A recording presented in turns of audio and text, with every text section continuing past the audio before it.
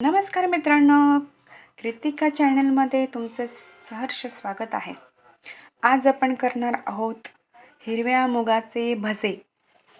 तर सर्वात पहिले मी मूग भिजवून घेतलेले आहेत, रात्रभर भिजवलेले आहेत.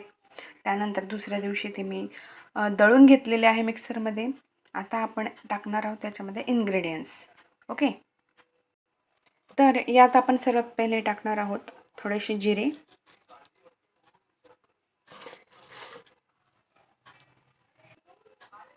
त्यानंतर टाकूया थोडासा हिंग. आता टाकूया थोडेसे मीठ अंदाजानुसार.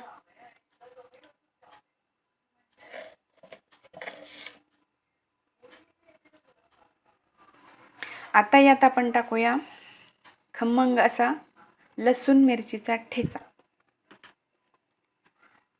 तर हा आपल्याला एवढा टाकायचा आहे, एवढ्या क्वांटिटीमध्ये. थोडीशी हळद कलरसाठी.